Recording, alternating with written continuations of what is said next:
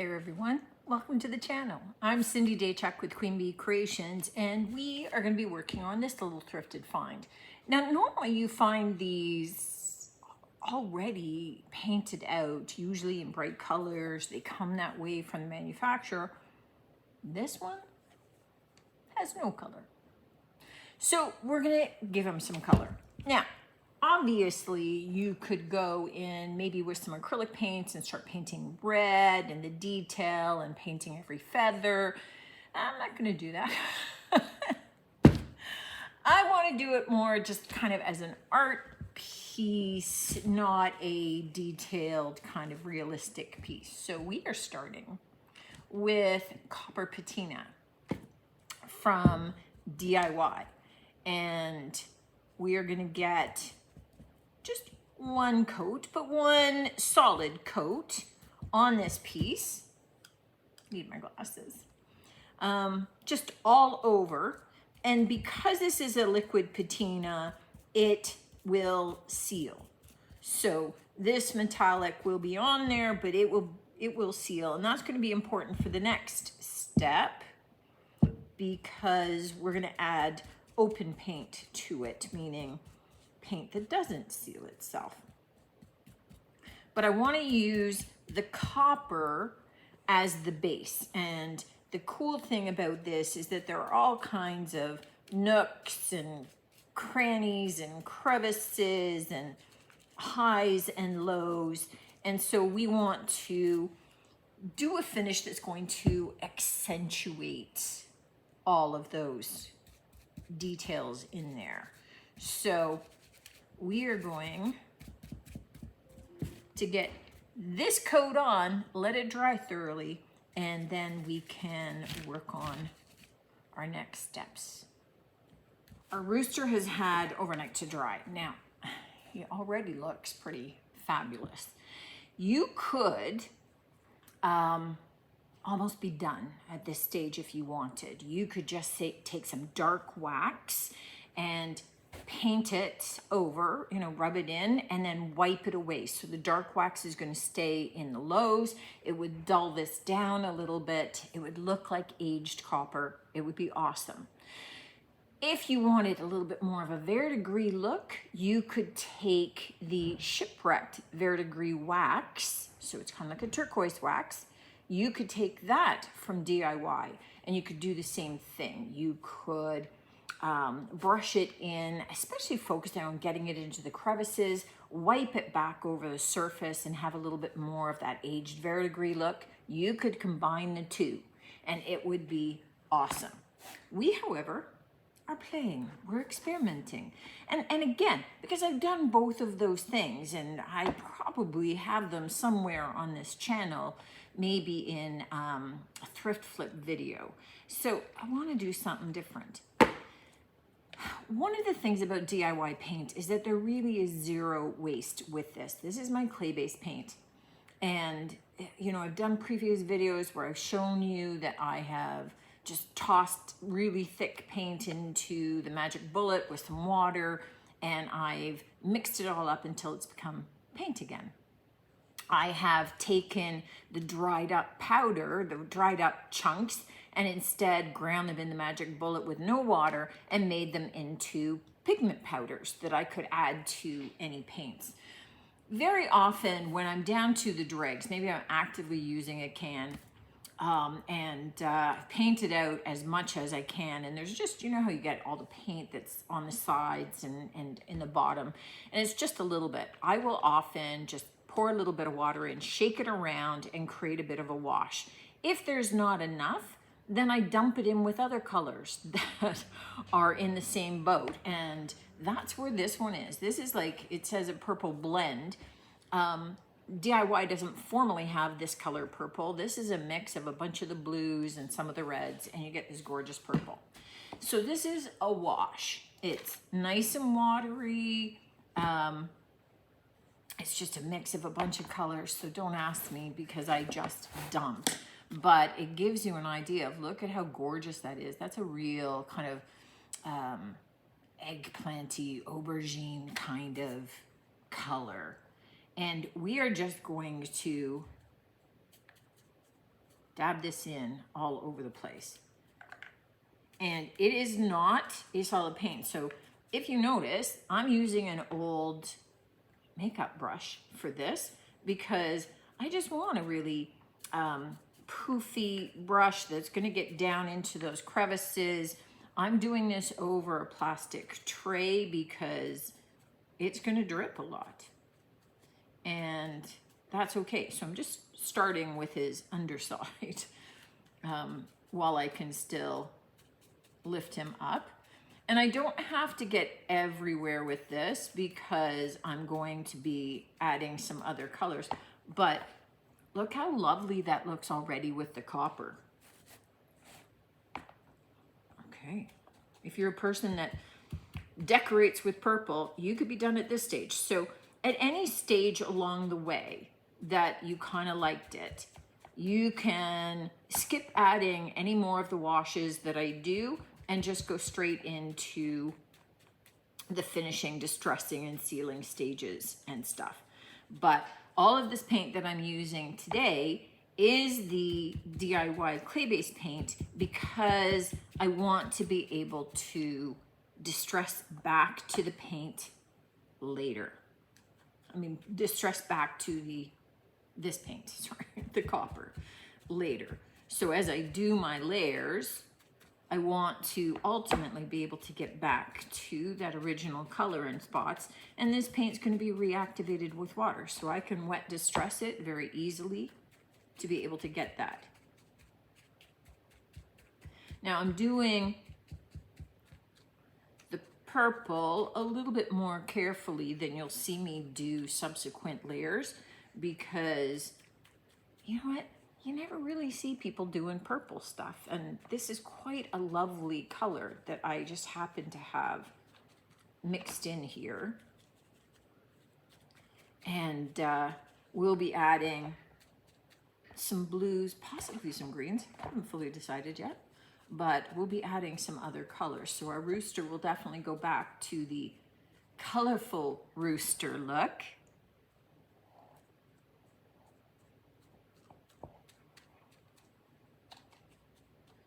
So I'm going to leave this layer to just dry. Other layers, I may do a little bit of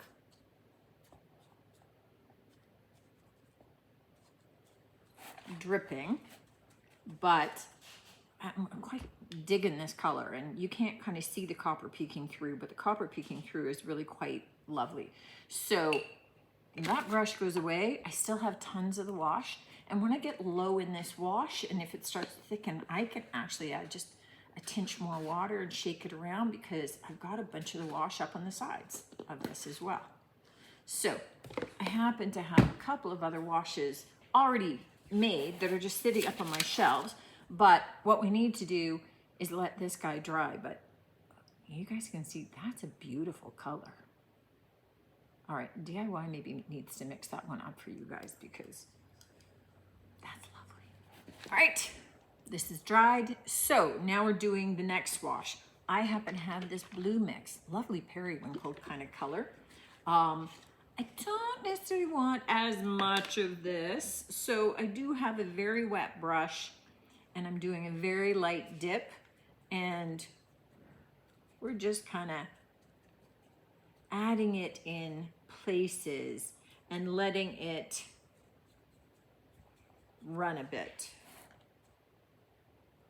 Okay, should have started lower down again. But this one is very wet. Now, the other thing to remember is because I'm using DIY colors, they dry lighter than they will be once we seal them. So when we add a sealer to it, then they'll go dark again. Okay, that's what I want. Let's get a little bit of, let's get a little dripping, little drippage going here.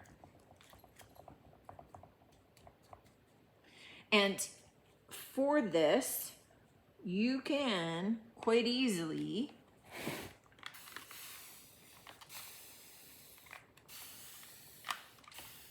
use a bit of a mister. Let it drip and run a little bit. So for colors like this that I don't want to be as heavy, I'm gonna turn it around. I like this side, so let me check this one. A little less on the comb. We can get it running. It'll be lighter here. It'll hit the bottom and it'll kind of sit down in there a little bit more. But, okay, cool, I'm loving this. I do have a dark blue, I'm reserving that for a little bit later. I'm thinking I might want to get a green. Okay, we might have to mix that one up. Let this dry and then we'll be back again. I've got the Rooster drying, but just in the meantime, I thought while he's doing his thing, I'll get some green mixed up. Now, what I like to do if I'm having to hand mix a wash is just kind of, I obviously don't need a lot of paint. So I just like to mix up the color and then I'll add some water to it. Now, I'm taking Fancy Farm Girl. I'm gonna mix it ultimately in here, but because it's not clear, I just wanted you to be able to see the process.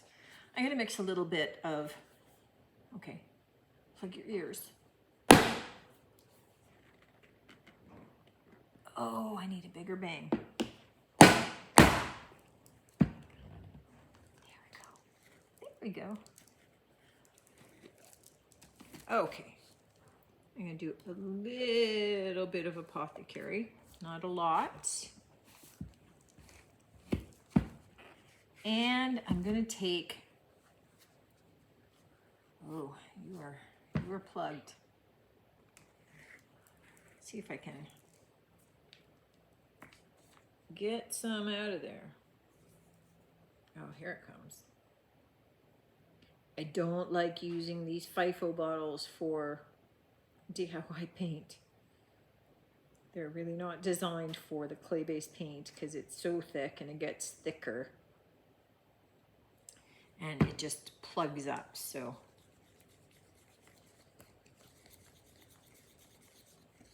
Oh, there we go. So we end up with this kind of green. Yes. And then it, of course, gets added to water. I've got some plain water in my jug here.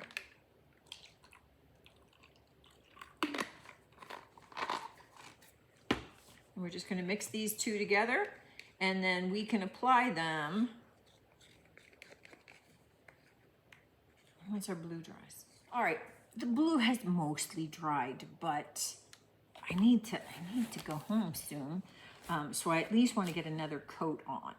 And that's going to be our green wash that we mixed up. And I just wanted something that was a little bit brighter than what we've got on there right now. Again, I'm gonna use my mop brush. Okay, it's just the old makeup brush, but you know, that works. And I'm just gonna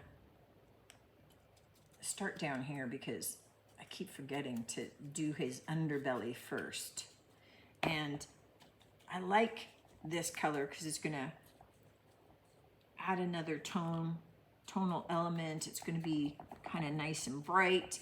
Have a little bit of that lichen feel to it because remember, we still get to be able to distress back to reveal our copper as well, right? So we haven't lost our copper in any way. And you can see I'm not carefully painting this everywhere. I'm kind of dabbing it here and there. Let's get his chest at least. And then I am going to just get that to move a little bit. I don't want it to be, you know, really you want a mister for this because we want to be applying it fairly soft. We don't want to be blasting it because we don't want to lose a lot of the color in ways or areas like the purple and that sort of thing. So you can see, you know, I'm still seeing hints of the purple. It's got a big drip there. I see some of the blue. You get to go back and do as many coats of things as you want to. I'm going to look at adding our darker bohemian blue wash to it, but then I may add, you know, a little bit of that kind of light blue that we had, maybe a little bit of the green again. We'll see how it goes and how many coats I need to do, but we're just doing wash after wash after wash, and just letting them dry in between and then doing another wash. So there's no real magic to it beyond we're just looking at getting hints of color, and especially for something like this where it normally would have been painted out super colorful, we're adding some of it, but we're doing it very lightly and in bits and pieces, and it's just where it sort of settles in and how it sits on there, and we can bring back some of the color to the copper later, although there's a fair bit of it that's kind of shining through. You can see that. So it's just kind of a fun technique, and you just keep building it up, and we'll see how that goes. This one needs to dry. This is where we're at with it. Now remember, there's more color than you think because this all dries light. I had planned on doing another big wash with our bohemian blue wash, but I've switched to a smaller brush because I think I'm just going to be a little more judicious with it. I kind of like the colors that I'm seeing. We're going to get a little bit more of that copper showing when we ultimately kind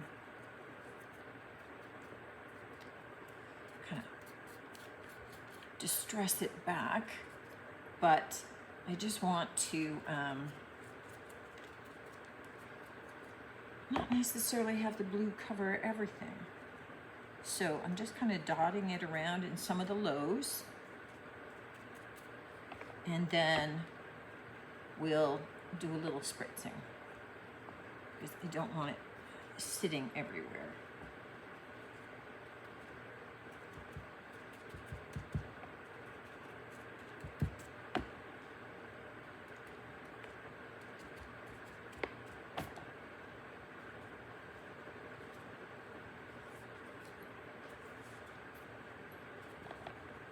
Okay, that might be about it. Let's just get it moving a little so it's not so blobby.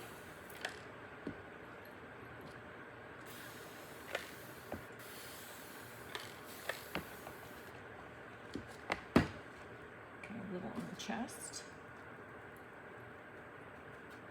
And then we're just waiting for this to dry. Ooh, yeah. Okay, I like that.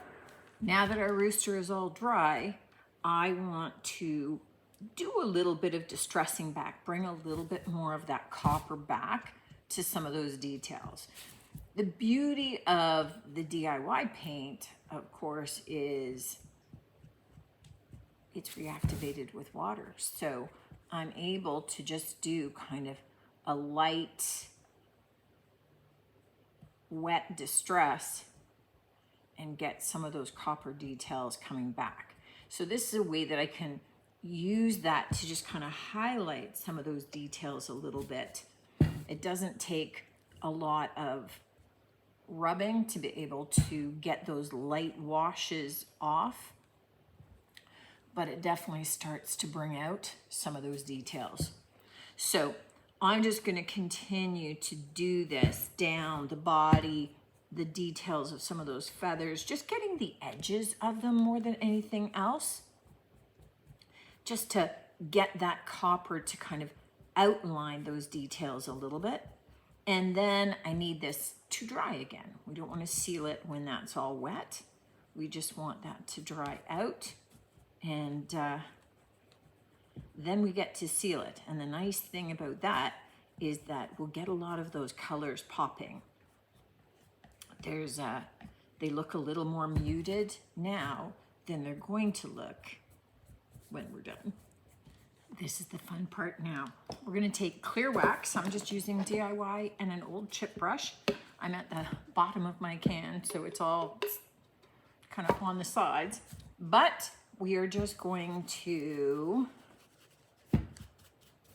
put the wax all over, and you can see how the colors pop, and you can see that purple really coming to the foreground now that we had used.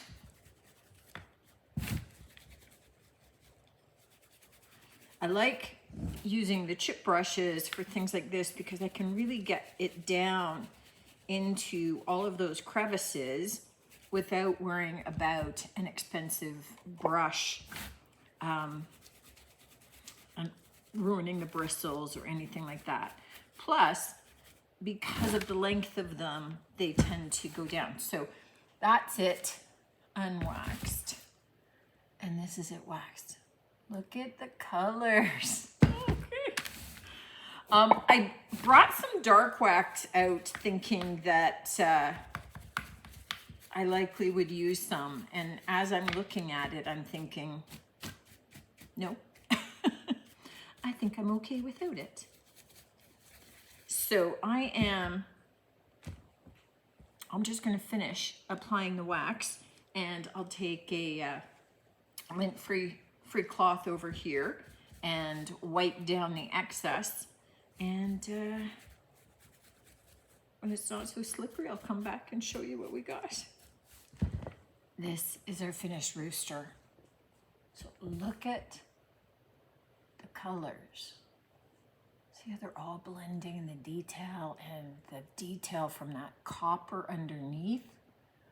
I really like this. Just see, look at the tail. I think a couple of things that I like about this. I like having the copper down as the first color as opposed to dry brushing copper on over top, because it's more subtle, but it really pulls up through those paint layers because they were just washes, so they were very light. So you get a lot more copper popping through than if we had used like the solid opaque paint over it. So we're getting the hints of the colors. I like the fact that I pulled back on the blue and that a lot more of that purple. I would love to tell you the mix of that, but yeah, can't. But that said, I think it was probably a lot of bohemian blue and probably the kissing booth, a lot of the kissing booth in there to be able to get this. Those are two colors I use really often, so that would have been more likely to have containers that were emptying and making the washes out of those. It's beautiful and goes really well with the copper.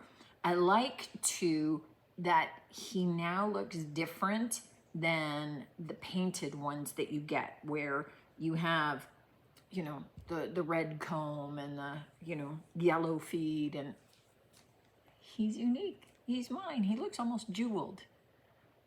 So cool. Great way to be able to use the dregs of your paint in a way that really becomes like an artistic finish. It really makes use of them. You can do this same kind of thing on furniture, right? It doesn't have to be this on lamps, on, you know, vases. It doesn't have to be a figurine like this to be able to get those kind of multi-tonal layered looks by putting the washes over top of a metallic base like this. So think beyond just this project. You know, it's the, oh, I couldn't find a rooster. I mean, you can find it. You don't have to start with one that was just all white. You can start with a painted one and do a finish like this to it, be able to create a little bit more subtle look, but definitely really an interesting look. I'll take a closer pick, obviously, for you. I hope that you enjoyed this one. I'm really kind of digging this finish on him, and as much as I don't really like a lot of the multi-tone ones, I'm loving him. So it's a great look, and I hope he's happy. Let me know what you think. As always, thank you so much for tuning in. Looking forward to seeing you on the next one. And until then, take care.